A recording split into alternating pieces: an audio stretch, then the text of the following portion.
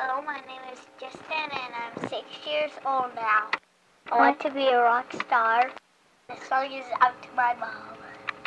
The song is called Rock and Roll Boy. 1, a 2, a 1, 2, 3, 4.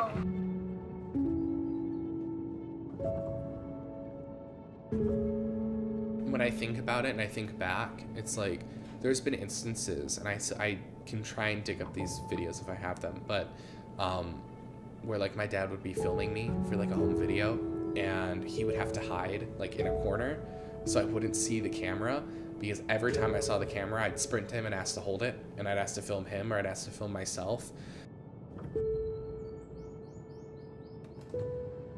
I was the kind of kid that got a little too excited when Bill Nye the Science Guy would come out in science class in 4th grade.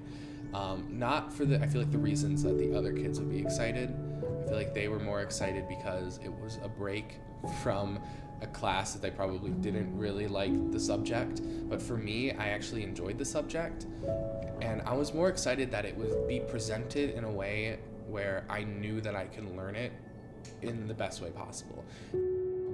When I was around 6, my uncle got married, and I remember my mom brought a like little point and shoot in her purse, and she would take like a shot from time to time of what was going on.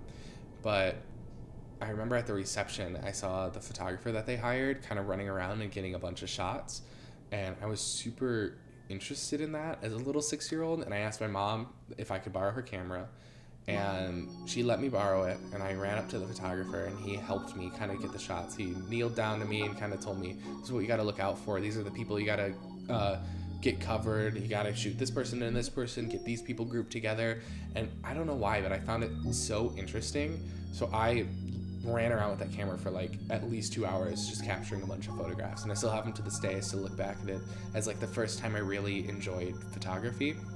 And in my opinion, that was kind of the first time where I realized that photography could be used as a way to tell a story, to capture an event, rather than what I was like previously exposed to, which, I mean, the majority of professional photography for me was going to a studio and sitting on a white backdrop and smiling just for the photographer to capture like a nice little headshot for my parents to hang up as decoration. I never really looked at it as a way to tell stories. I looked at it more as just a way to visually document like humans. From that point on, I became very, very obsessed with taking photos and just visual imagery in general. When my 12th birthday came around, I was in 6th grade, and after like years of begging, my parents finally trusted me with a DSLR. So my birthday gift from my parents, like my grandparents, was a DSLR. The original intention was to make movies with it and make little short films, but I knew that it also took amazing photographs, and I kind of wanted to experiment with photography. So I started doing that and just became completely obsessed with it. And I kind of ditched filmmaking for a long time.